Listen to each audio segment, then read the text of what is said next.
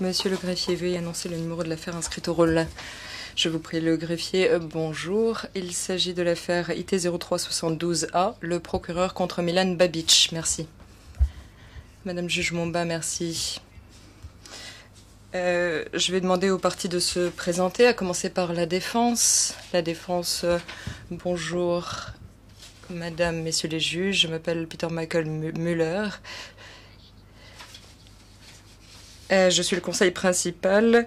Robert Fogelnas est le co-conseil. Le juge Momba, merci pour l'accusation. L'accusation est représentée par Mark McKeon, Xavier Tracol, Christina Carré et à ma droite, Suzanne Grogan, notre commise à l'affaire. Le juge Momba, merci. Avant de commencer, je rendrai une ordonnance verbale autorisant la prise de photographie pendant cette audience. Après avoir examiné la requête du greffe, en application de l'article 81D du règlement et de l'article 107 du règlement, ordonne par la présente la prise de photographie par les photographes habilités et autorise ceux-ci à prendre des enregistrements audiovisuels pendant cette audience. Ceci a été autorisé par le chef de la sécurité du tribunal.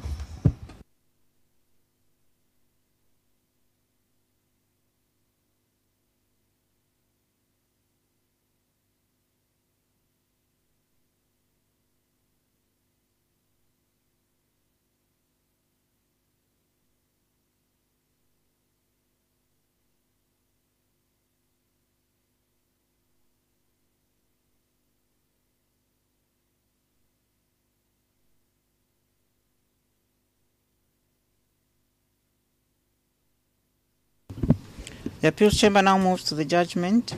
La chambre d'appel va à présent rendre son arrêt. Comme indiqué dans l'ordonnance portant calendrier du 30 juin 2005, la chambre d'appel est réunie aujourd'hui pour rendre son arrêt relatif à la sentence en l'espèce. Milan Babic a interjeté appel du jugement portant condamnation rendu par la chambre de première instance 1 du tribunal le 29 juin 2004.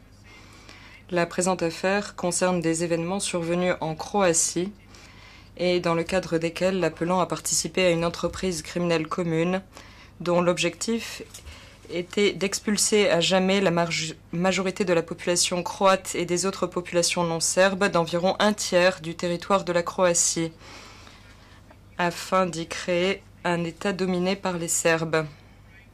Pour ce faire, des crimes contre l'humanité et des violations des lois ou coutumes de la guerre ont été perpétrés. L'entreprise criminelle commune a existé du 1er août 1991 au mois de juin 1992 au moins.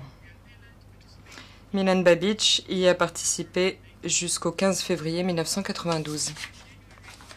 Le 12 janvier 2004, Milan Babic et l'accusation ont déposé conjointement un accord sur le plaidoyer et un exposé des faits par lesquels Milan Babic acceptait de plaider coupable du chef 1 de l'acte d'accusation, chef de persécution pour des raisons politiques, raciales et religieuses, un crime contre l'humanité sanctionné par l'article 5H du statut du tribunal, et ce en tant que complice d'une entreprise criminelle commune.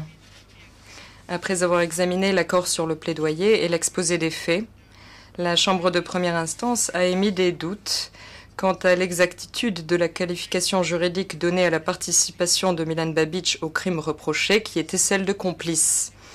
Les parties se sont alors rencontrées et sont convenues de déposer un nouvel accord sur le plaidoyer, où il était indiqué que Milan Babic avait participé au crime reproché en tant que coauteur. L'accusation a recommandé une peine maximale de 11 ans d'emprisonnement. Le 27 janvier 2004, Milan Babic a plaidé coupable du chef 1 de l'acte d'accusation pour avoir participé en tant que coauteur à une entreprise criminelle commune. Le lendemain, la chambre de première instance a accepté le plaidoyer de culpabilité de Milan Babic et l'a déclaré coupable du chef 1 de l'acte d'accusation. Le 29 juin 2004, La Chambre de première instance a condamné Milan Babic à une peine de 13 ans d'emprisonnement.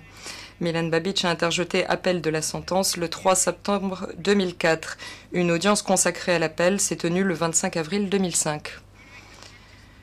Conformément à la pratique du tribunal, je ne donnerai pas lecture du texte de l'arrêt, à l'exception de son dispositif.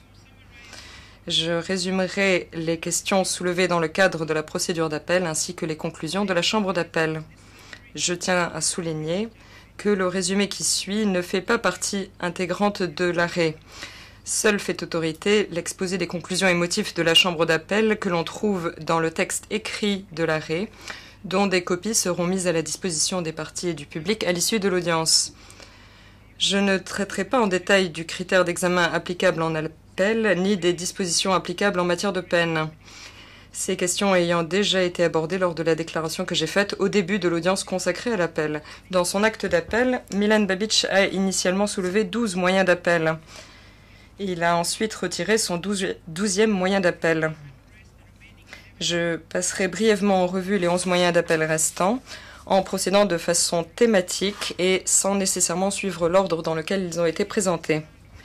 Dans son premier moyen d'appel, l'appelant soutient qu'il a été contraint par la Chambre de première instance à plaider coupable en tant que coauteur des crimes allégués dans l'acte d'accusation.